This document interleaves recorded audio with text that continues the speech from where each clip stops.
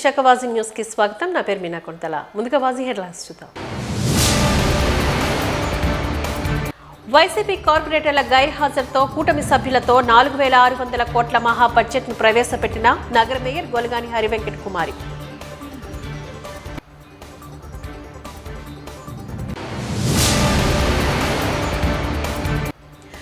తెలుగు ప్రజల ఆత్మగౌరవం కోసం అవతరించిన జెండా తెలుగుదేశం పార్టీ జెండా అంటూ కొనియాడిన విశాఖ ఎంపీ. టీడీపీ 43వ ఆవిర్భావ దినోత్సవ వేడుకల్లో పాల్గొన్న శ్రీభరత్, ఇతర నాయకుల ప్రశంస.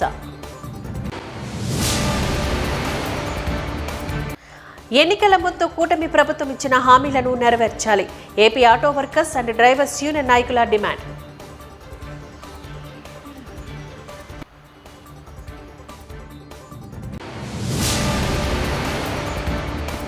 ఇక డీటెయిల్స్ చూద్దాం. జీవీఎంసీ బడ్జెట్ సమావేశంలో 4600 కోట్ల రూపాయలతో బడ్జెట్ను నగర మేయర్ గొలగాని హరివెంకట కుమారి ప్రవేశపెట్టారు. జీవీఎంసీ ఇన్ఛార్జ్ కమిషనర్, జిల్లా కలెక్టర్ డాక్టర్ హరీంద్ర ప్రసాద్ ఆధ్వర్యంలో బడ్జెట్ పైన సభ్యులు హర్షాతిరేకాలు వ్యక్తపరిచారు. ఈ సందర్భంగా వామపక్ష కార్పొరేటర్లు గంగారావు, స్టాలిన్ సలహాలు, సూచనలకు సమయం లేకుండా చివరి దశలో బడ్జెట్ను ప్రవేశపెట్టడంపై విముఖతను వ్యక్తపరిచారు. సభ్యులు గత వైసీపీ హయాంలో జరిగిన తప్పిదాలను సరిచేసుకుని 2025-26 సంవత్సరానికి వార్షిక బడ్జెట్ను స్త్రీ శిశు సంక్షేమ, ఎస్సీ ఎస్టీ నిధులను సద్వినియోగం చేసే దిశగా కృషి చేయాలి అంటూ సూచించారు. అనంతరం మీడియా పాయింట్ వద్ద కార్పొరేటర్లు బీసెట్టి వసంతలక్ష్మి, గంగారావు, పీలా శ్రీనివాసరావు తదితరులు పాల్గొని మాట్లాడారు. ఈ సందర్భంగా GVMC incharge commissioner doctor Harindra Prasad మాట్లాడారు. విశాఖ అభివృద్ధి లక్ష్యంగా అంచనాలతో కూడిన 4600 కోట్ల రూపాయల బడ్జెట్ను ప్రవేశపెట్టడం జరిగిందంటూ తెలిపారు. ఈరోజు 2025-26 ఫైనాన్షియల్ ఇయర్ బడ్జెట్ సమావేశానికి ప్రతిపక్షంలో ఉన్న వైఎస్ఆర్సీపీ పార్టీ కార్పొరేటర్లు అందరూ కూడా బాయ్కట్ చేసి క్యాంప్ రాజకీయాలు చేస్తున్నారు.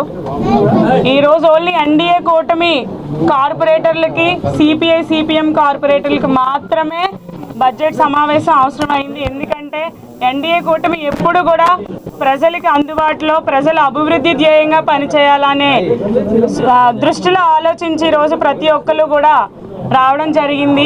ఓన్లీ ఆ ముగ్గురు మాత్రమే పాల్గొని ఈరోజు బడ్జెట్ని జరగకుండా చేద్దామని చాలా వరకు ప్రయత్నించారు. కానీ కోరం 1/4 ఉండడం వల్ల ఎన్డీఏ కూటమిలో 45 కార్పొరేటర్లు పాల్గొనడం వల్ల ఈరోజు బడ్జెట్ సమావేశం అయితే ముగిసింది. ఏదైతే లాస్ట్ టైం గత ప్రభుత్వంలో కాంట్రాక్టర్లకి పన్నుల విషయంలో చెల్లించాల్సిన బకాయిల్ని చెల్లించకపోవడం వల్ల ప్రతి వార్డులో కూడా డెవలప్మెంట్ వర్క్స్ అనేవి ఆగిపోవడం జరిగింది. సో ఈసారి ఎన్డీఏ కూటమి వచ్చిన తర్వాత అలా జరగకుండా ప్రతి కాంట్రాక్టర్కి డబ్బులు అంది, అలానే డెవలప్మెంట్ ప్రతి కార్పొరేటర్కి పార్టీలు అతీతంగా సమన్వయంగా పనులు చేసి కార్పొరేషన్ ప్రజలకు అందుబాటులో ఉంటుందనే ధీటుగా మేమందరం కూడా తోడ్పడతామని మీ అందరికీ తెలియజేయడం జరుగుతుంది. అలానే ఈ బడ్జెట్ సమావేశాలు గత ప్రభుత్వం వరకు సంఖ్యల గారడి వరకే ఉండిపోయినాయి. ఏవి కూడా ఎంత వచ్చింది, ఎంత ఆదాయం వచ్చింది, ఎంత ఖర్చు పెట్టాము, ఎంత మన వరకు మనం ప్రజల నుంచి తీసుకున్నాము, సంక్షేమం ఎంత ఇచ్చాము, ఎస్సీ ఎస్టీ షెడ్యూల్ కులాలకి ఎంత ఖర్చు పెట్టాము అనేది ఏ కార్పొరేటర్కి తెలియలేదు. ఈసారి ప్రతి కార్పొరేటర్ని ఇన్వాల్వ్ చేసి ప్రతి ఒక్కరికి ఎంత ఖర్చు పెడుతున్నాము, ఎంత ఆదాయం వస్తుంది అనేది కూడా ఈ ఎన్డీఏ ప్రభుత్వం ద్వారా జీవీఎంసీ నుంచి తెలియజేయడం జరుగుతుంది. ఈ సంవత్సరం కాల వ్యవధిలో అభివృద్ధి అంటే ఏంటో అనేది ఎన్డీఏ కూటమిలో మేమందరం కూడా చేసి ప్రజలకి అందుబాటులో ఉంటామని మీ అందరికీ తెలియజేస్తాం. భారీ బడ్జెట్ని ప్రవేశపెట్టారు, 4700 కోట్ల రూపాయలు. కానీ వాస్తవమైనటువంటి ఆదాయం వచ్చేటటువంటిది 1300 కోట్ల రూపాయలు. కానీ ఈ కొత్త ప్రభుత్వం రాష్ట్రంలో కూటమి ప్రభుత్వం వచ్చిన తర్వాత విశాఖపట్నం మున్సిపల్ కార్పొరేషన్కి ప్రత్యేకమైనటువంటి నిధులు ఇస్తారని, గ్రాంట్లు ఇస్తారని ఎదురు చూశారు. కానీ ఈ బడ్జెట్లో రాష్ట్ర ప్రభుత్వం నుంచి ఒక్క రూపాయి కూడా నిధులు అనేటువంటి ప్రతిపాదన అనేటువంటి రాలేదు. ఇది చాలా ఆందోళనకరమైనటువంటి విషయము. పైపెచ్చు రాష్ట్ర ప్రభుత్వం దగ్గర విశాఖపట్నం మున్సిపల్ కార్పొరేషన్ యొక్క డబ్బు ఆస్తి పన్ను, బిల్డింగ్ ఛార్జెస్, ట్రేడ్ లైసెన్సులు, లేకపోతే ఇతర అనేక రూపాల్లో ఉండేటటువంటి డబ్బు, ఆఖరికి సెంట్రల్ గవర్నమెంట్ నుంచి వచ్చేటటువంటి ఫైనాన్స్ కమిషన్ నిధులు కానీ, స్టాంప్ డ్యూటీ మీద సర్ఛార్జిగా ఇవన్నీ కూడా 780 కోట్ల రూపాయలు రాష్ట్ర ప్రభుత్వం దగ్గర ఉన్నాయి. ఈరోజు కూడా రాష్ట్ర ప్రభుత్వం విడుదల చేయలేదు, విశాఖపట్నం మున్సిపల్ కార్పొరేషన్కి ఇవ్వలేదు. పైపెచ్చు 60 కోట్ల రూపాయలు ఏడాదికి వచ్చే వృత్తి పన్నుని మననే ఒక జీవో ఇచ్చి 63 విశాఖపట్నం మున్సిపల్ కార్పొరేషన్ నుంచి రాష్ట్ర బడ్జెట్కి తరలించుకెళ్ళిపోయారు. ఇది విశాఖ ప్రజానీకానికి తీవ్రమైనటువంటి హాని చేసేటటువంటి, ద్రోహం చేసేటటువంటి చర్యగా మేము భావిస్తున్నాను. రెండోది, రాష్ట్ర ప్రభుత్వం యొక్క ఆదేశాలతోటి ఇంటర్నేషనల్ ఫైనాన్స్ ఏజెన్సీ సంస్థ ద్వారా అప్పులు చేయాలని 550 కోట్ల రూపాయలు అప్పులు తీసుకోవాలనుకుంటున్నారు. ఈ అప్పులు కానీ తీసుకొస్తే మంచినీళ్ళ వ్యవస్థ ప్రైవేటీకరణ అవుతుంది, మురికినీటి వ్యవస్థ ప్రైవేటీకరణ అవుతుంది, ప్రైవేట్లు పార్కులు అనేటువంటి ప్రైవేటీకరణ అవుతాయి, ఖాళీ స్థలాలు ప్రైవేటీకరణ అవుతాయి, ఇండోర్ స్టేడియంలో క్రీడా మైదానాలు అన్నీ కూడా ప్రైవేట్ వాళ్ళకి ఇచ్చాలనేటువంటి కుట్ర అనేటువంటి ఇందులో భాగం ఉంది. అందువలన ఈ బడ్జెట్ అనేటువంటిది ప్రజా ఉపయోగపడేటటువంటి సదుపాయాలన్నీ కూడా ప్రైవేట్ వాళ్ళకి ఇవ్వాలనేటువంటిది, ప్రజల మీద రకరకాలైనటువంటి భారాలు మోపేటటువంటిది. ఆస్తి పన్ను ఈరోజు కూడా 600 కోట్ల రూపాయలు విశాఖపట్నం ప్రజానీకం పెళ్లి చేస్తున్నారు. కానీ రాష్ట్ర కూటమి ప్రభుత్వం ఆస్తి పన్నుని మార్పు చేస్తాం, ఆ ప్రతి సంవత్సరం 15% పెంచేటటువంటి దాన్ని రద్దు చేస్తామన్నారు, కానీ చేయలేదు. ఇది చాలా ఆందోళన కలిగించేది. అందువల్ల రాష్ట్ర ప్రభుత్వం వెంటనే ఇవ్వాల్సినటువంటి విశాఖపట్నం మున్సిపల్ 780 కోట్లు ఇవ్వండి. అలాగే 63 జీవో అనేటువంటి రద్దు చేయండి. వృత్తి పన్ను Visakhapatnam municipal corporation, Vijayawada municipal corporation వసూలు చేసుకునే అవకాశం కంటిన్యూ చేయాలి. అలాగే మేము అడిగేది, రాష్ట్ర ప్రభుత్వం బడ్జెట్ నుంచి విశాఖపట్నం మున్సిపల్ కార్పొరేషన్కి కనీసంగా 1000 కోట్ల రూపాయల గ్రాంట్ల రూపంలో ఇవ్వాలి. అలాగే స్టేట్ ఫైనాన్స్ కమిషన్ రూపంలో అదొక 1000 కోట్ల రూపాయలు విశాఖపట్నం మున్సిపల్ కార్పొరేషన్ అభివృద్ధికి ఇవ్వాలనేటువంటిది మేము రాష్ట్ర ప్రభుత్వానికి సిపిఎం పార్టీగా డిమాండ్ చేస్తూ ఉన్నాం. ఈరోజు బడ్జెట్ సమావేశంలో ప్రధాన విషయాలు ఏదైతే మా ప్రభుత్వం ఈ కార్పొరేషన్లో కానీ మున్సిపాలిటీలో కానీ వారికి ఉన్న నిధులు వాళ్ళు వాడనందుకు హక్కిచ్చే ప్రభుత్వం కూటమి ప్రభుత్వం. ఈ ప్రభుత్వం ఈ విధంగా ఇచ్చాక మేయర్ గారికి కూడా తెలియజేశాం, మీ ప్రభుత్వంలో మనకు 4 సంవత్సరాల్లో మొన్న జరిగిన ఇయర్లో కూడా 400 కోట్ల చిల్లరి మన కార్పొరేషన్ డబ్బులు రాష్ట్ర ప్రభుత్వం జగన్ వాడేశాడు. దానికి మీకు ఏమైనా లెక్కలు ఉన్నాయా అంటే లెక్కలు లేని చెప్పలేనంటూ పరిస్థితి మేయర్ గారికి ఉంది. అధికారులు అందరూ లెక్కలతో చెప్పారు. సెంట్రల్ నుంచి వచ్చిన ఫండ్ తేలేకపోయారు. రాష్ట్రానికి మనకు పన్నుల ద్వారాగా పేద ప్రజలు కట్టిన పన్నుల ద్వారాగా ఉండిపోయిన అమౌంట్ కూడా 200 కోట్ల వరకు ఉండిపోతే ఆ బకాయిలు అక్కడ ఉండిపోయిన మనం ఏదైతే ఆన్లైన్ చేస్తే అది రాష్ట్ర ప్రభుత్వంకి వెళ్ళడం, రాష్ట్ర ప్రభుత్వం నుంచి మనకు రావడం అనేది గత జగన్మోహన్ రెడ్డి పాలనలో చేసే విధానాన్ని మార్చి మన పార్టీ విధానాన్ని ఈవేళ తీసుకునే దానికి కూడా సమాధానం చెప్పలేదు. ఇవన్నీ కూడా ఈ ప్రభుత్వం చేస్తున్న అవినీతి పాలనకి త్వరలోనే అంతమవుతుందని ఈ కార్పొరేషన్లో కూడా మీ ద్వారాగా తెలియజేస్తున్నాను. ఎందుకంటే గతంలో మేయర్ గారు టీడీఆర్స్కి అడిగితే అధికారులు సమాధానం చెప్పలేదు. ఏదైతే వాటర్ సప్లై ఉంటే వాటర్ సప్లై కూడా ఎవరు అధికారులు సమాధానం చెప్పలేదు. నెక్స్ట్ పెద్ద విశేషం ఏంటంటే నేను ముందస్తు ఆమోదం లేదు అని గత 2 కౌన్సిల్లో చెప్పి మేయర్ గారు ముందస్తు ఆమోదం అని ఒక గుర్రాల పార్క్ ఇచ్చి దానికి అడిగితే కాగితం మీద బొమ్మలు గీస్తున్నారు అనుకున్నానండి.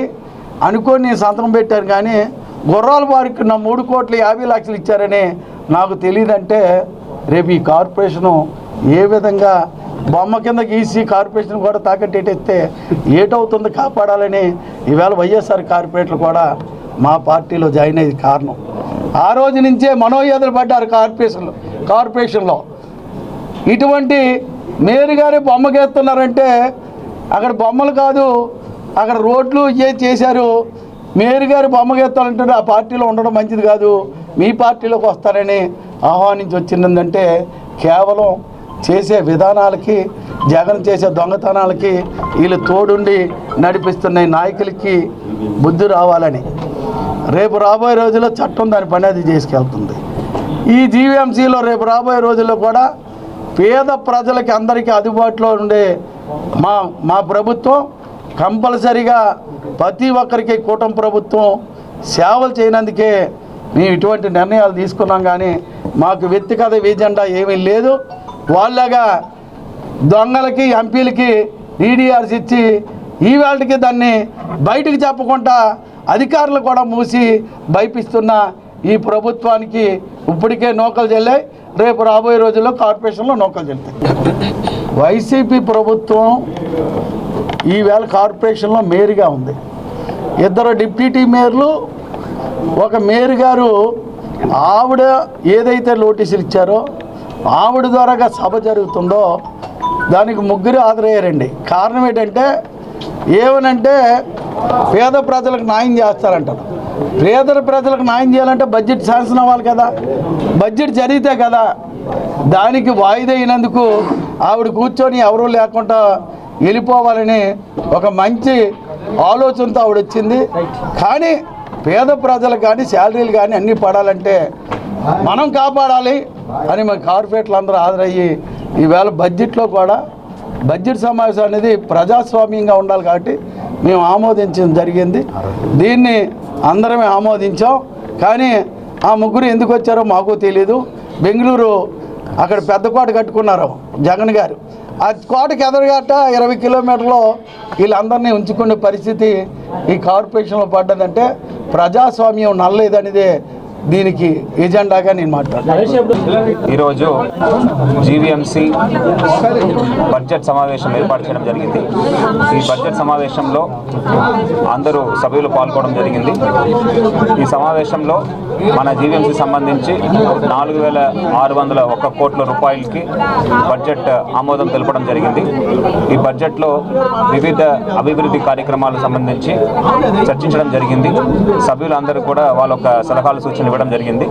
దాని మేరకు ఈ అభివృద్ధి పనులు, సంక్షేమ పనులు అన్నీ కూడా త్వరగతిలో చేపట్టి విశాఖపట్నం నగర ప్రజలందరికీ మేలు జరిగే విధంగా కార్యక్రమాలన్నీ కూడా చేపడతామని ప్రజలందరికీ మీడియా సోదరుల ద్వారా తెలియజేస్తున్నాను. తెలుగు జర్నలిస్ట్ ఫోరం ఆధ్వర్యంలో శనివారం విశాఖలో నిర్వహించిన ఉగాది సంబరాలు అంబరాన్ని అంటాయి. కార్యక్రమం ప్రారంభం నుంచి చివరి వరకు అద్భుతంగా నిర్వహించారు. ఈ కార్యక్రమానికి ముఖ్య అతిథులుగా నగర police commissioner doctor Shankar Pratap Bagchi, BJP నగర అధ్యక్షుడు Parasuram Raju, Vaji news managing director Ganapathineedi Srinivasarao తదితరులు హాజరయ్యారు. ఈ సందర్భంగా Vaji news channel managing director Ganapathineedi Srinivasarao మాట్లాడారు. జర్నలిస్టులు ఈ పోటీ రంగంలో మరిన్ని సాంకేతిక సవాళ్లు ఎదుర్కోవాల్సి వస్తుంది అంటూ తెలిపారు. అత్యాధునిక విప్లవాత్మక సాంకేతిక మార్పులను అందిపుచ్చుకునే విధంగా కృషి చేయాలని పిలుపునిచ్చారు. అనంతరం police commissioner doctor Shankar Pratap Bagchi మాట్లాడుతూ నిర్వాహకులను ప్రశంసించారు. తెలుగు జర్నలిస్ట్ ఫోరం ప్రారంభించిన అనంతకాలంలోనే జర్నలిస్టుల సంక్షేమానికి ఎన్నో మంచి కార్యక్రమాలు నిర్వహిస్తూ వస్తున్నారని పేర్కొన్నారు. ఫోరం ప్రతినిధులు ఎటువంటి స్వలాభాపేక్ష లేకుండా నిక్కచ్చిగా నిజాయితీగా పనిచేస్తూ జర్నలిస్టుల సంక్షేమానికి అహర్నిశలు కృషి చేస్తున్నారు అంటూ తెలిపారు. ఫోరం వ్యవస్థాపక అధ్యక్షులు P Eshwar Chaudhary and team ఆధ్వర్యంలో అద్భుతంగా ఈ కార్యక్రమాన్ని నిర్వహించి విజయవంతం చేశారు. ఈ కార్యక్రమంలో చిన్నారులు ప్రదర్శించిన నృత్యాలు అందరినీ అలరించాయి. చక్కటి హావభావాలతో సంగీతానికి తగినట్లు నృత్య భంగిమలతో అద్భుత ప్రదర్శనలు ఇచ్చారు. ఈ కార్యక్రమంలో పలువురు జర్నలిస్టులను అతిథుల చేతుల మీదుగా సత్కరించడం, అందరికీ సమన్వయంతో కలిసిమెలిసి పనిచేస్తూ కార్యక్రమం విజయవంతానికి కృషి చేశారు.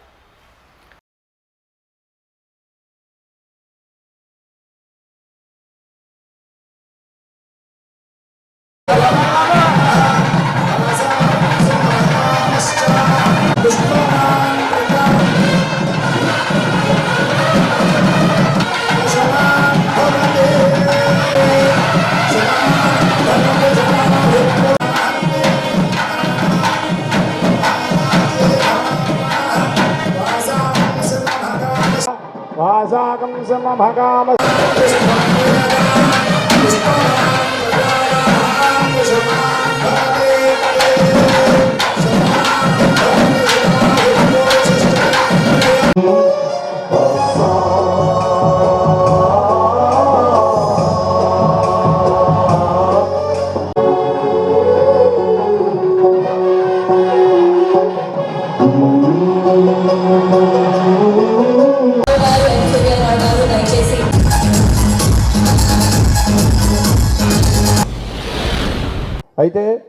ప్రతిరోజు కూడా జర్నలిస్టులు అనేక ఒత్తిడుల్లో ఆ డ్యూటీలు చేస్తూ ఉంటారు.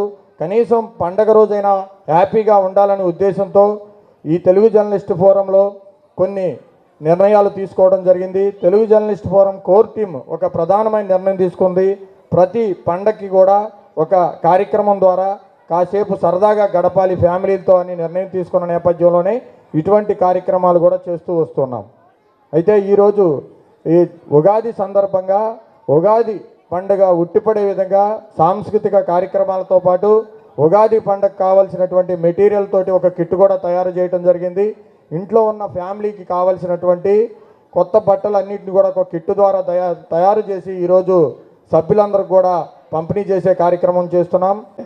మా విలేకరులు సుమారుగా 1000 మంది పైన ఉన్నారు. వాళ్ళందరికీ కూడా మీ తరఫు నుంచి ఏదైనా సర్వీస్ చేస్తారని రిక్వెస్ట్ చేయడం జరిగింది. సో మేము వెంటనే ఏమన్నామంటే ఈ ఉగాది దగ్గర నుంచి కూడా మా లక్ష్మీ గాయత్రి వెల్ఫేర్ సొసైటీ తరఫు నుంచి రిపోర్టర్లకి ఈ ఎవరైతే సోషల్ యాక్టివిటీస్లో ఉన్నారో రిపోర్టర్స్ అందరికీ కూడా ప్రతి ఒక్కరికి కూడా మా హాస్పిటల్లో ఉచితంగా వైద్యం అందిస్తామని చెప్పి మీ అందరికి కూడా ఉగాది మరియు శ్రీరామనవమి శుభాకాంక్షలు. టీజేఎఫ్ ఆధ్వర్యంలో ప్రతి పండగ ఒక రోజు ముందు తీసుకొచ్చి మనందరికీ కలిసి హ్యాపీగా ఉండే విధంగా కృషి చేస్తున్న ఈ టీం అందరికి కూడా ప్రత్యేక ధన్యవాదాలు తెలియజేస్తున్నాను. మరి టీజేఎఫ్ నుంచి ఈరోజు సుమారు 600 మందికి ఈ ఉగాది పురస్కారాలు ఇవ్వడం అనేది అంత ఈజీ అయిన విషయం అయితే కాదు. మరి ఈ మధ్యకాలంలో అంటే లాస్ట్ 3 డేస్ నుంచి చూస్తే అన్ని యూనియన్స్ కూడా ఈ ఉగాది పురస్కారాలు చేయడం ఈ విశాఖపట్నం జర్నలిజానికి నిజంగా మంచి రోజులు వచ్చినట్టే. మరి ఇప్పుడే పరశురామరాజు గారు కూడా ఒక అసోసియేషన్కి స్థలం అనేది ఇప్పుడు అనౌన్స్ చేశారు ఇస్తామని. మరి అదే పరశురామరాజు గారిని కోరుతున్నా, విశాఖపట్నంలో ఎన్ని యూనియన్స్ ఉన్నాయో అన్ని యూనియన్స్కి కూడా స్థలాన్ని కేటాయించాలి. ఒక ఛాలెంజింగ్గా ఉన్న వృత్తిగా మారింది. గత 30 ఏళ్లలో జర్నలిజంలో అనేక మార్పులు, ప్రింట్ మీడియా నుంచి ఎలక్ట్రానిక్ మీడియా, ఈరోజు social media. Telugu journalist forum తమ కుటుంబ సభ్యుల కోసం పండగలకి ఇటువంటి కార్యక్రమాలు నిర్వహించడం కూడా నిజంగా అభినందిస్తున్నాను ఈశ్వరరావు గారిని. నేను చాలా కార్యక్రమాలకి అటెండ్ అవ్వడం జరిగింది. మరి ఈరోజు ఉగాది సంబరాలని మీకు కళ్ళ ముందు చూపించారు. కుటుంబ సభ్యులందరికీ కూడా ఈ ఉగాది ఆనందాన్ని పంచి ఈ జర్నలిస్ట్ వృత్తి నుంచి కాస్త ఉపశమనం కలిగేట్టు చేయడం. నేను జర్నలిస్టులు కోరుకునేది ఒకటే, ఈరోజు ఎంతో ఛాలెంజింగ్గా ఉన్న ఈ వృత్తి ముందు ముందు అనేక సవాళ్ళను ఎదుర్కోబోతుంది.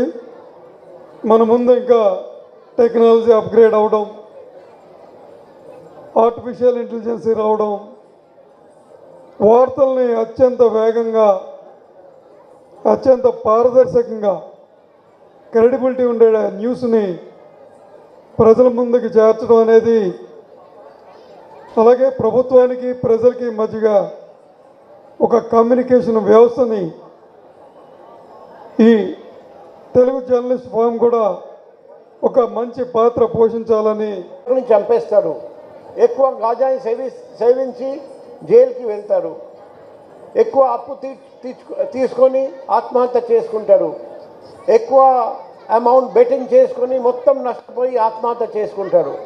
అటువంటి సందర్భాలు రాబోయే రోజుల్లో జరుగుతాయి. కాబట్టి నా ఫ్యామిలీ, నా కుటుంబం, నా కమ్యూనిటీ అలా చూడకుండా ప్రతి కుటుంబమే నా కుటుంబం. ఆ కుటుంబంలో ఏదైనా ఇబ్బంది జరిగితే, ఎవరైనా తప్పు చేస్తూ ఉంటే మనం హెల్ప్ చేయడానికి ఏమైనా మార్గాలు ఉన్నాయా? సరే, నేను హెల్ప్ చేయలేను, మన సమాజంలో ఎవరైనా ఉన్నారా? పోలీస్ దగ్గరికి వెళ్తే పోలీస్ వాళ్ళు హెల్ప్ చేయగలుగుతారా? పెద్దల దగ్గరికి వెళ్తే వాళ్ళు చెప్తే ఏమైనా వింటారా? లేకపోతే ఆ బెట్టింగ్ సిండికేట్లో ఎవరు ఉన్నాడు వాళ్ళను అరెస్ట్ చేస్తే కనీసం ఆ అబ్బాయి బెట్టింగ్ ఆపుతారా? లేకపోతే కొందరు ఉద్యోగం వస్తుందని నమ్మి డబ్బు ఇచ్చి మోసపోతున్నారండి. కొందరు విదేశాల్లో ఉద్యోగం ఇస్తామని నమ్మించి డబ్బు తీసుకొని విదేశాలకు పంపిస్తున్నారు. తర్వాత అక్కడికి పోయి చూస్తే మోసం. నాకు ఈరోజు కూడా లావోస్ నుండి ఫోన్ వచ్చింది. ఒక వ్యక్తి ఫోన్ చేసి ఇలా నమ్మి మోసపోయాం, కాపాడండి, నన్ను తీసుకెళ్ళండి అని చెప్తున్నారు. సో మన సమాజంలో ఇంకా ఇబ్బందులు ఉన్నాయి. ప్రజలు మా చుట్టుపక్కల ఉన్న ప్రజలే ఇబ్బంది పడుతున్నారు. మనం ఏమైనా చేయగలిగితే ఈ ఉగాది రేపు ఉగాది మనం ప్రతిజ్ఞ చేసుకుందాం. చుట్టూ ఇదంతా జరుగుతూ ఉంటే కళ్ళు మూసుకొని ఉండకుండా కళ్ళు తెరిచి చూద్దాం, సాయం చేద్దాం. 10 మందికి చేయలేకపోయినా కనీసం ఒక్క ఫ్యామిలీకి హెల్ప్ చేద్దాం. ప్రతి టీజేఎఫ్ సభ్యుడు ఒక్క ఫ్యామిలీకి అటువంటి ప్రాబ్లంలో ఇబ్బందిలో ఉన్న ఒక్క కుటుంబానికి సాయం చేయగలిగితే ఆలోచించండి, 604 కుటుంబాలకు మనం సాయం చేయగలుగుతాం. స్టీల్ ప్లాంట్ ప్రైవేటీకరణ తక్షణమే నిలుపుదల చేస్తూ కేంద్రం ప్రకటన చేయాలి అంటూ ఏఐటీసీ ఆధ్వర్యంలో ద్వారకానగర్ ఫ్లైఓవర్ వద్ద నిరసన ధర్నాను చేపట్టారు. ఈ సందర్భంగా కార్మిక నాయకులు ఆర్కేఎస్పీ కుమార్ మాట్లాడుతూ ప్రైవేటీకరణ లేదంటూనే ఎన్డీఏ కూటమి కాంట్రాక్ట్ కార్మికుల తొలగింపు చర్యలకు పూనుకోవడం వెనుక ఆంతర్యం ఏంటంటూ ఆయన ప్రశ్నించారు. తక్షణమే పెండింగ్ జీతాలు చెల్లించాలని, ఉక్కు పరిశ్రమను శైలిలో విలీనం చేయాలని డిమాండ్ చేశారు. సొంత గన్లను కేటాయిస్తే పరిశ్రమ అభివృద్ధికి పురోగతికి డోకా ఉండదని ధీమాను వ్యక్తం చేశారు. ఈ మేరకు కరపత్రాల పంపిణీ కార్యక్రమాన్ని చేపట్టినట్లుగా తెలిపారు.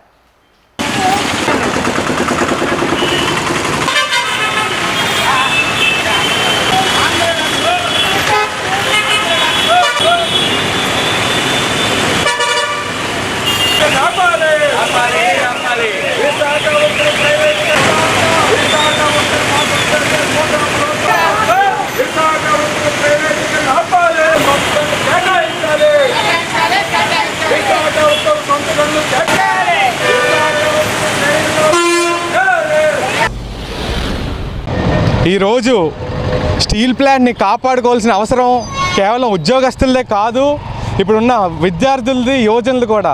ఎందుకంటే ప్రతి చదువుకున్న విద్యార్థి, యువజనుడు కూడా ఒక పబ్లిక్ సెక్టర్ ఆర్గనైజేషన్లోనే ఉద్యోగం కోసం అనేది ప్రయత్నిస్తాడు.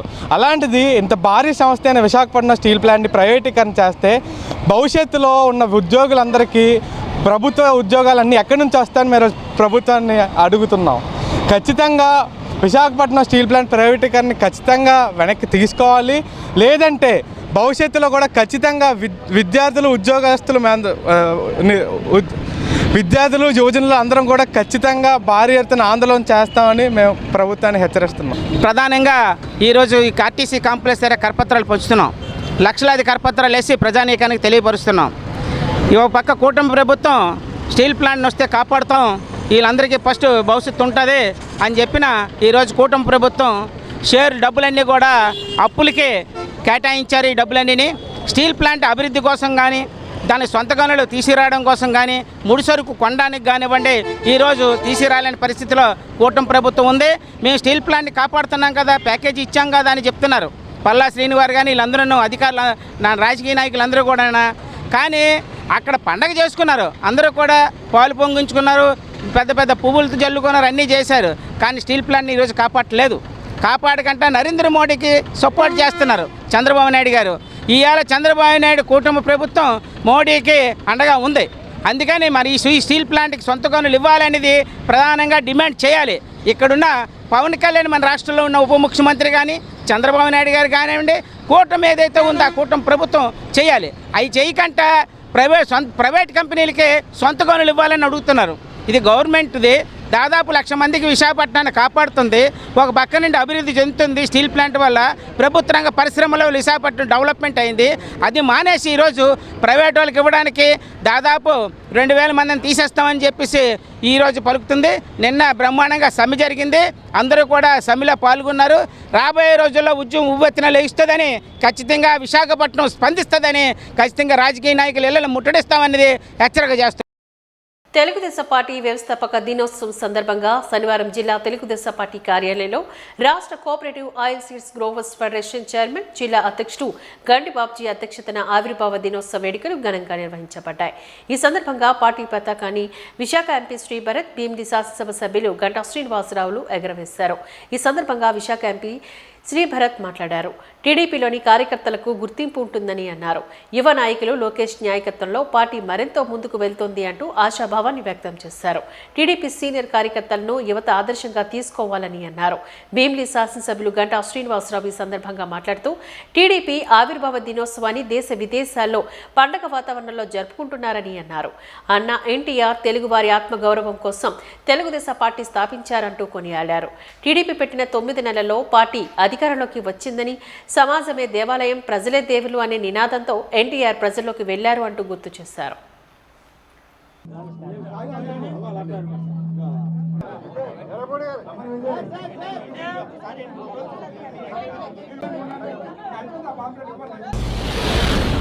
తెలుగుదేశం పార్టీ 43వ ఆవిర్భావ దినోత్సవం మొత్తం దేశం మొత్తమే కాకుండా విదేశాల్లో ఉన్న తెలుగువాడు సైతం ఒక పండగ వాతావరణంలో ఈ కార్యక్రమం జరుపుకుంటా ఉన్నారు. 1982 మార్చి 29న ఎవరైతే మనం యుగపురుషుడిగా చెప్పుకుంటా ఉన్నామో,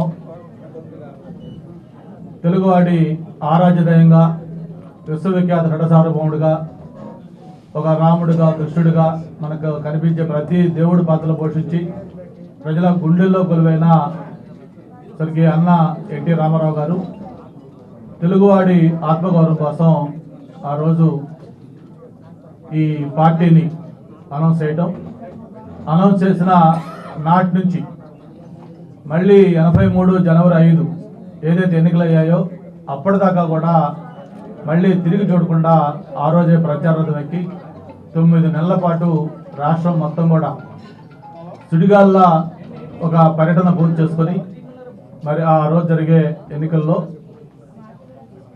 ముఖ్యంగా భారతదేశంలో ఎక్కడా లేని విధంగా మొట్టమొదటిసారిగా తెలుగుదేశం పార్టీ పెట్టిన తర్వాతే బడుగు బలహీన వర్గాల వారికి న్యాయం జరిగిందని మనందరికీ తెలుసు. అదేవిధంగా భారతదేశంలో ఎక్కడా లేని విధంగా పెన్షన్ అనే పదం 35 రూపాయలతో స్టార్ట్ అయింది కూడా అన్న నందమూరి తారక రామారావు వచ్చిన తర్వాతే. పేదవాడికి గుడిసెలో కాదు పక్కా ఇళ్ళు నిర్మించి ఇవ్వాలని దేశంలో ఎక్కడా లేని విధంగా తెలుగుదేశం పార్టీ వచ్చిన తర్వాతే బడుగు బలహీన వర్గాల వారికి ఇళ్ళు నిర్మించి ఇవ్వడం జరిగింది.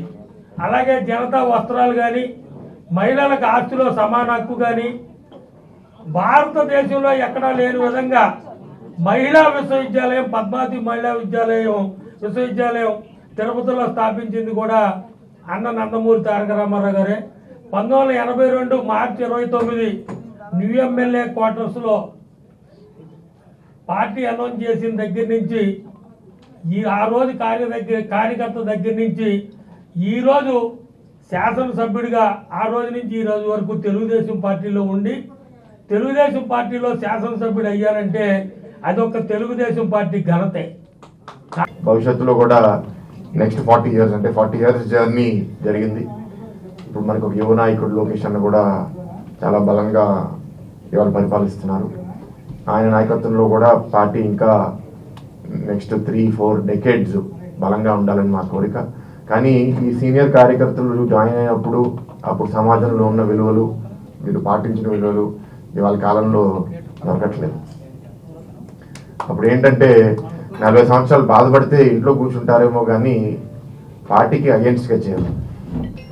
కానీ ఇప్పుడు ఏంటంటే అన్నీ ఫాస్ట్ అయిపోయినాయి. ఈ సోషల్ మీడియా ఎరాలో 1 సంవత్సరం పనిచేస్తే వాళ్ళ జీవితం అంతా చేసేసినట్టు కొందరు ఫీల్ అవుతారు. సో దానికి గుర్తింపు కావాలంటారు, లేకపోతే నాకు గుర్తింపు లేదని తిట్టుకుంటారు. సో ఎన్నిటితో మేము అడ్జస్ట్ అవ్వాలి, ఎందుకంటే మేము ఇప్పుడే వచ్చాము రాజకీయాలకి. కానీ మిమ్మల్ని అందరినీ చూస్తుంటే మీరు ఇట్లా యాక్టివ్గా ఉంటే మిమ్మల్ని చూసి యువత కూడా కొంచెం ఇన్స్పైర్ అవుతూ ఉంటుందని నా ఆలోచన. చాలా బలమైన పునాది ఎన్టీఆర్ గారు వేశారు. ఏదైతే ఆయన ప్రేమ నమ్మకం కార్యకర్తలకు ఇచ్చారో అదే నమ్మకంతో అందరు ఉన్నారు. మీ అందరి నుంచి ఆదర్శం తీసుకుని నాలాంటి వాళ్ళు, చిన్నవాళ్ళు మేము కూడా ఇదే దారిలో వెళ్ళాలని మా కోరిక. సో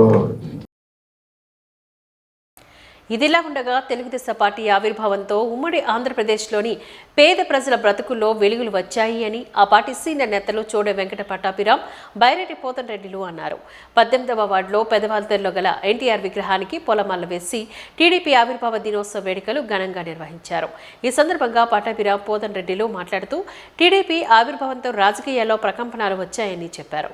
పార్టీ ఆవిర్భవించిన అనతి కాలంలోనే భారీ మెజార్టీతో ఉమ్మడి ఆంధ్రప్రదేశ్లో అధికార పగ్గాలు చేపట్టడం జరిగిందని అన్నారు. సమాజంలో పేద, బడుగు, బలహీన వర్గాల ప్రజలకు ఎన్నో సంక్షేమ పథకాలను టీడీపీ ప్రభుత్వం చేపట్టిందని అన్నారు. ఆనాడు స్వర్గీయ ఎన్టీ రామారావు ముఖ్యమంత్రిగా అమలు చేసిన సంక్షేమ పథకాలు దేశంలో ఎన్నో రాష్ట్రాలకు ఆదర్శంగా నిలిచాయి అంటూ కొనియాడారు. చంద్రబాబు నేతృత్వంలో నేడు ప్రజల సంక్షేమ, రాష్ట్ర అభివృద్ధి లక్ష్యంగా పనిచేయడం జరుగుతుందని టీడీపీ సీనియర్ నేతలు పట్టాభి, పోతన్ రెడ్డిలు తెలిపారు. ఈ కార్యక్రమంలోని టీడీపీ నేతలు, కార్యకర్తలు తదితరులు పాల్గొన్నారు.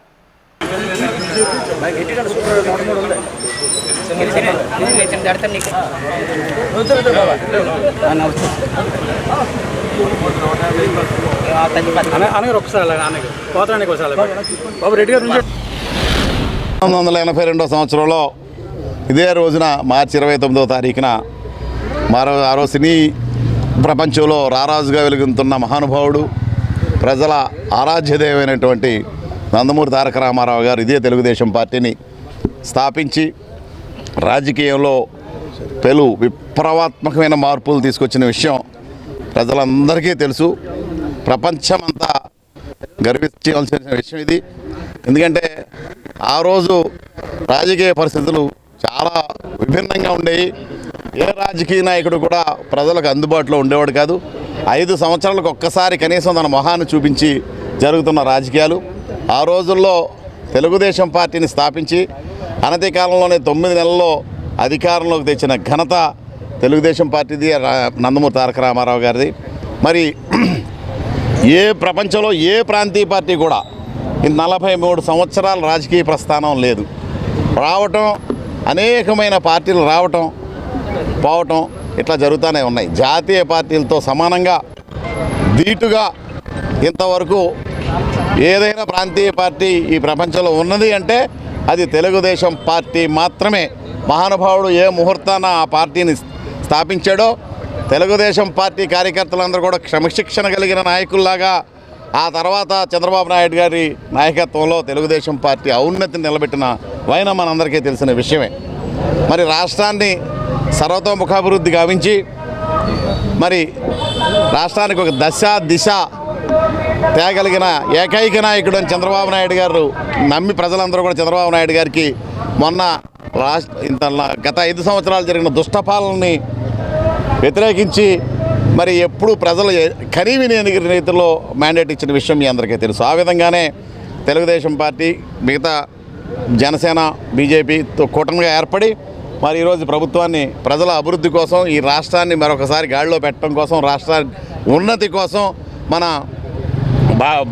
మన పిల్లల భవిష్యత్తు కోసం, మన భవిష్యత్తు కోసం అహర్నిశలు కష్టపడుతున్న విషయం మీ అందరికీ తెలుసు. దానిలో భాగంగా ఈ రోజుని ఈ తెలుగుదేశం పార్టీ ఆవిర్భావ దినోత్సవాన్ని ఉద్దేశించి ఈరోజు తెలుగుదేశం పార్టీ కుటుంబ సభ్యులందరికీ కూడా శుభాకాంక్షలు తెలియజేస్తూ, ఇలాంటి తెలుగుదేశం పార్టీ మరి నారా చంద్రబాబు గారి నాయుడు గారి నాయకులు గారు లాంటి నాయకులు కానీ, ఆ రోజుని మహానుభావుడు నందమూరి తారక రామారావు గారిని మరి ఇలాంటి మహానాయకులు అందరూ స్ఫూర్తిగా తీసుకుని తెలుగుదేశం పార్టీ కుటుంబ సభ్యులందరూ కూడా భాగం పంచుకోవాలని, ఆ విధంగా ముందుకు సాగాలని మనస్ఫూర్తిగా కోరుకుంటూ జై తెలుగుదేశం, జై జై తెలుగుదేశం.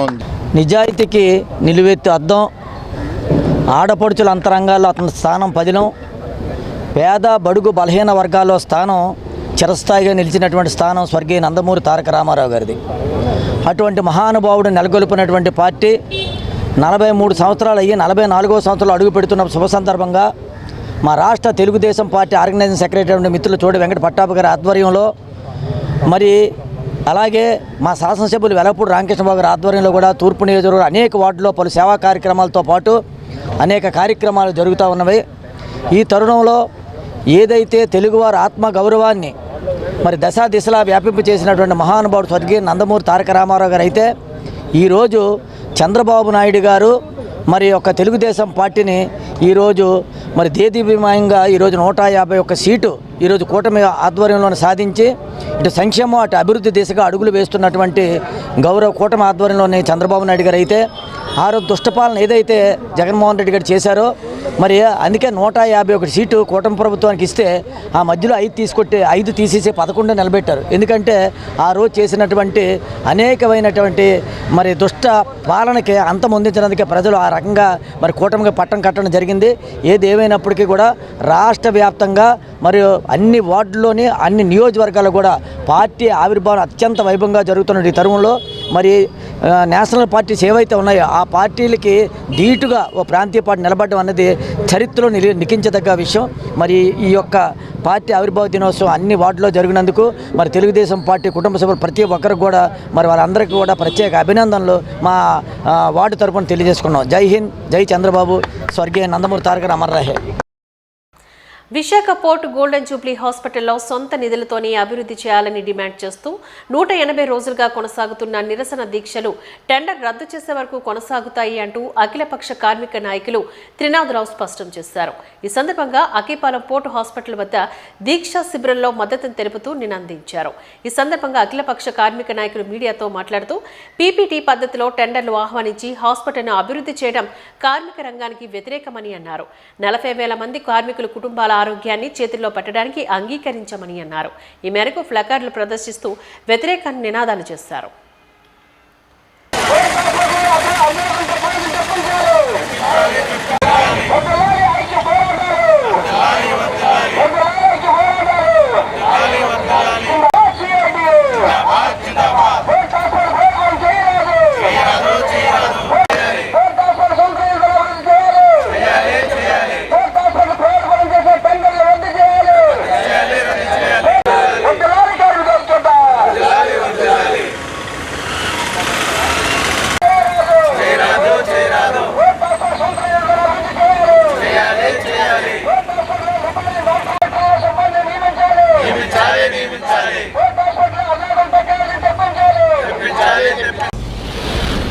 మరియు వీడిఎల్బి యూనియన్ 2 యూనియన్లు అలాగే పోర్ట్లో పనిచేసే కార్మికులు, రిటైర్డ్ పెన్షనర్స్, ఫ్యామిలీ పెన్షనర్స్ అందరూ వచ్చి గోల్డెన్ జూబ్లీ హాస్పిటల్ దగ్గర ఉన్న టెంట్ దగ్గరకు రీలే నిరాదీక్ష టెంట్ దగ్గరకు వచ్చి వాళ్ళు ఉదయం 8:30 నుంచి మధ్యాహ్నం 12:30 వరకు మండు టెంటలో అయినా సరే వచ్చి ఈ పోర్ట్ హాస్పిటల్ని ప్రైవేట్ వారికి ఇవ్వరాదని, సొంత నిధులతో అభివృద్ధి చేయాలని, అలాగే పోర్టులోనూ ఖాళీ ఉన్న పోస్టులు ఫిల్ చేయాలని, పోర్ట్ హాస్పిటల్లోనూ నిపుణులైన డాక్టర్లని, సిబ్బందిని నియమించాలని మాది ప్రధానమైన డిమాండ్. అయితే ఈ పోర్ట్ హాస్పిటల్కి ప్రధానమైన ఘన చరిత్ర ఉన్నది. గతంలో కూడా చెప్పాను, మళ్ళీ ఇప్పుడు కూడా చెప్తున్నాను. కరోనా టైంలోనూ కార్పొరేట్ హాస్పిటల్లోనూ బెడ్లు ఫిల్ అయిపోయాయని పేషెంట్లని పంపించడం జరిగింది. అలాంటి టైంలో గవర్నమెంట్ సెక్టర్లో ఉన్న హాస్పిటల్ అన్నీ ఆదుకొని వాళ్ళు వైద్యం చేసి కరోనా భారంలోంచి బయటికి రప్పించడం జరిగింది. అలాంటి హాస్పిటల్కి ఈ port hospital golden Jubilee hospital పేరు 1984లో ఇక్కడ డిస్పెన్సరీగా ఉండేది. ఈ డిస్పెన్సరీ నుంచి 180 పలకల హాస్పిటల్ తయారు చేశారు. ఇప్పుడు ఏంచి పోర్ట్లో పనిచేసే కార్మికులు రాను తగ్గిపోతుండడం వల్ల అది 80 బెడ్లకి వచ్చినది. ఇప్పుడు ఆ 80 బెడ్ల హాస్పిటల్ నుంచి ఇవాళ నుంచి ప్రైవేట్ వారికి కట్టబెట్టడానికి చూస్తున్నారు. మేము అనేది ఏంటంటే మన దగ్గర నిధులు ఉన్నాయి కాబట్టి మనకి తప్పలుగా సంవత్సరంలో 10% అంతా ఖర్చు పెట్టినట్టయితే మనకు పరికరాలకి, హాస్పిటల్ కావాల్సిన సదుపాయాలకి అన్నింటికి కూడా పనికి వస్తుంది. దీన్ని ప్రైవేట్ వాళ్ళకి ఇవ్వడం వల్ల మనకు ఉపయోగం లేదు. మన హాస్పిటల్ మళ్ళీ అభివృద్ధి చేసుకుందాం అనేది కార్మిక తాలూకా డిమాండు. అలాగే పెన్షనర్స్ కూడా అదే మాట. ఇప్పటికే నివాస ప్రాంతంలో కూడా వెళ్ళి వాళ్ళ తాలూకా అభిప్రాయాలు తీసుకొని వాళ్ళకి రేపు ఏప్రిల్ 9వ తారీఖున నిరాహార దీక్ష ఏప్రిల్ 9వ తారీఖున ఏఓబి వద్ద దీక్ష ఉన్నదని చెప్పడం జరిగింది. ఉదయం 10 గంటల నుంచి మధ్యాహ్నం 12 గంటల వరకు వాళ్ళందరూ కూడా వెళ్ళి ఈ నివాస ప్రాంతంలో ఉన్న వాళ్ళందరూ ఉత్సాహంగా ఈ హాస్పిటల్ కాపాడుకోవాలనే ఉద్దేశంతోనే ఏప్రిల్ 9వ తారీఖున ధర్నాల్లో పాల్గొనడానికి అందరూ కూడా కంకణం కట్టుకొని ఉన్నారు. అలాగనే ఏప్రిల్ 21వ తారీఖున టెండర్లు ఓపెనింగ్ అనేసి పేపర్లో కూడా చూసాం. ఈ టెండర్లు రద్దు చేయాలనేసి ప్రధానమైన డిమాండ్. పోర్ట్ హాస్పిటల్ మళ్ళీ మరొకసారి చెప్తాం, పోర్ట్ హాస్పిటల్ పోర్టు సొంత నిధులతో అభివృద్ధి చేయాలి, పోర్ట్ అండర్లో ఉండాలనేదే మా కార్మికుల తాలూకా ప్రధానమైన డిమాండ్ సార్. ఆటో డ్రైవర్లకు ముఖ్యమంత్రి చంద్రబాబు నాయుడు ఎన్నికల్లో ఇచ్చిన హామీలను వెంటనే అమలు చేయాలి అని డిమాండ్ చేస్తూ AITUC Andhra Pradesh auto drivers and workers federation ఆధ్వర్యంలో నిరసన ధర్నాను చేపట్టారు. జీవీఎంసీ గాంధీ విగ్రహం వద్ద నిర్వహించిన ఈ ధర్నాలో కార్మిక నాయకులు వామన్ రావు మాట్లాడారు. భారీగా పెంచిన డీజిల్, పెట్రోల్, వంట గ్యాసు, విద్యుత్ ధరలను తగ్గించాలని డిమాండ్ చేశారు. జీవో నంబర్ 21, 31 తక్షణమే రద్దు చేయాలని కోరారు. ఆర్ఎన్బి రోడ్లో టోల్ గేట్లు పెట్టారన్న ప్రతిపాదనను వెంటనే విరమించుకోవాలని అన్నారు. ఆటోలను, ఎఫ్ఈలను ప్రైవేటు వ్యక్తులకు ఇవ్వరాదంటూ విజ్ఞప్తి చేశారు. ప్రభుత్వ డ్రైవర్లకు సంక్షేమ బోర్డును ఏర్పాటు చేయాలని కోరారు. ఈ కార్యక్రమంలో ఆటో డ్రైవర్లు పాల్గొన్నారు.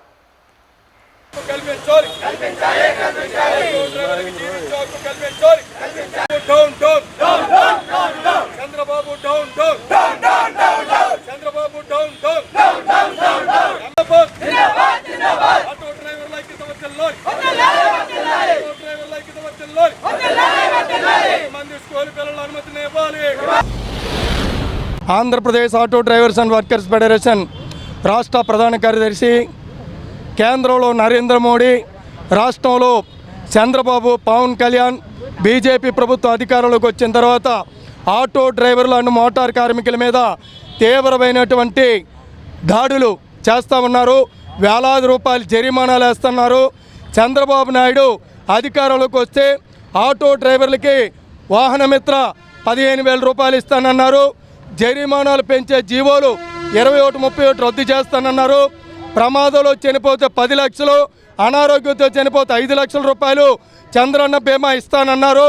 కుటుంబ సభ్యులకి 25 లక్షల రూపాయలు ఆరోగ్యశ్రీ ఇస్తామని చెప్పి 9 నెలలు అయింది. ఒక్క హామీ అమలు చేయలేశారు కదా. ఇవాళ విశాఖపట్నం పోలీస్ కమిషనర్ గారు ప్రమాదాల నివారణ పేరుతో స్కూలు ఆటో డ్రైవర్ల మీద దాడులు చేస్తూ ఉన్నారు. ఆటోలు సీజ్ చేసి ఎఫ్ఐఆర్లు వేసి కోర్టుల్లో పెడుతున్నారు. దీనివల్ల ఆటో డ్రైవర్ల ఆదాయం కోల్పోయి పిల్లలకు అన్నం పెట్టలేక, ఇల్లద్దులు చెల్లించలేక ఇబ్బంది పడుతూ ఉన్నారు.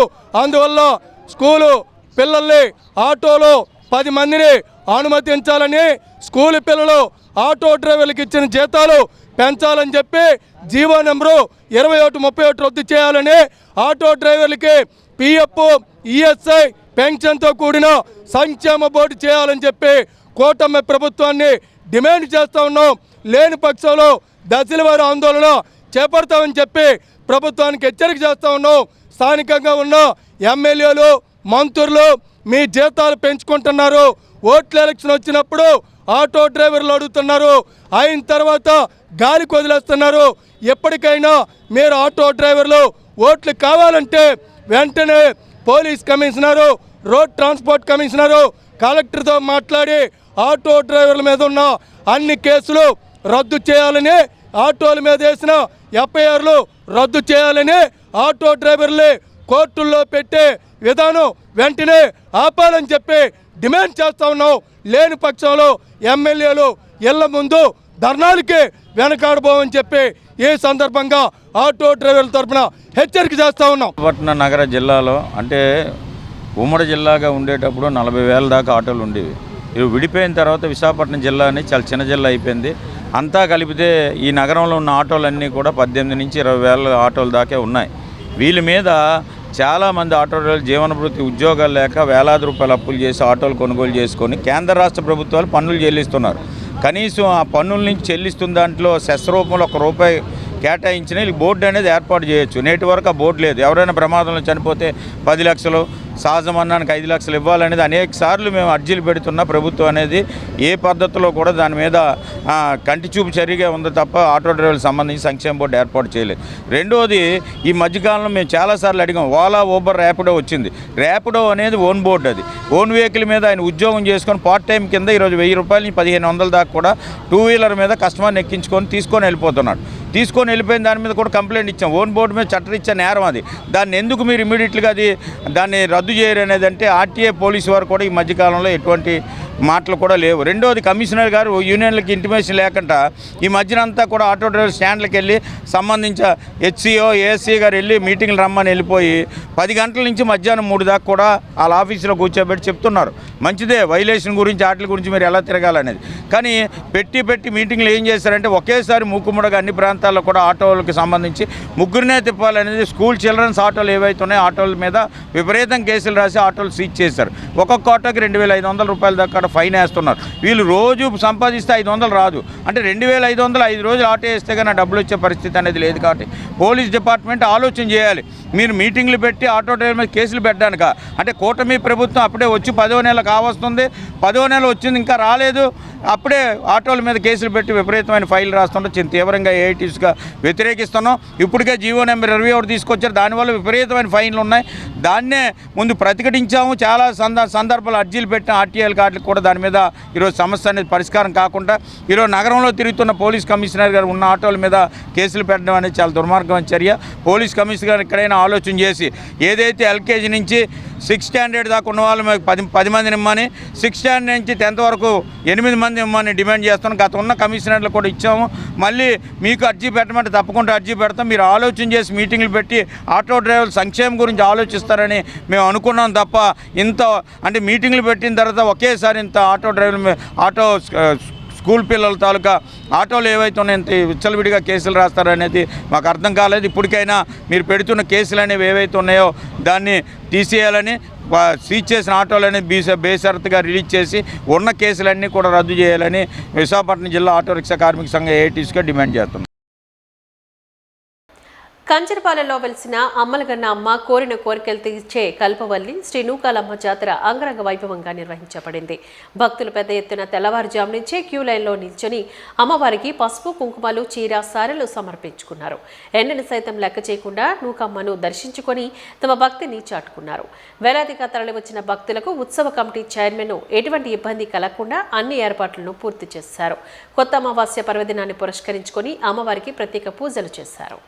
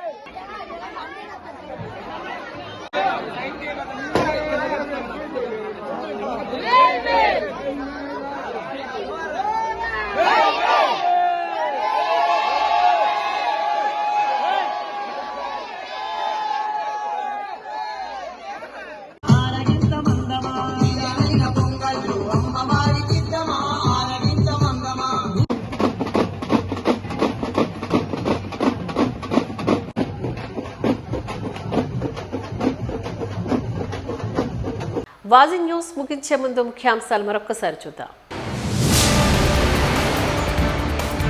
వైసీపీ కార్పొరేటర్ల గైర్హాజరుతో కూటమి సభ్యులతో 4,600 కోట్ల మహా బడ్జెట్ను ప్రవేశపెట్టిన నగర మేయర్ గొలగాని హరివెంకట కుమారి.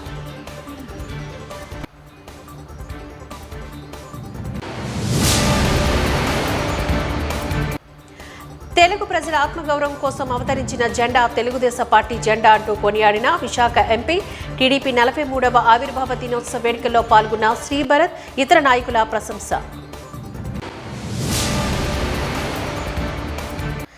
ఎన్నికల ముందు కూటమి ప్రభుత్వం ఇచ్చిన హామీలను నెరవేర్చాలి. AP auto workers and drivers union నాయకుల డిమాండ్.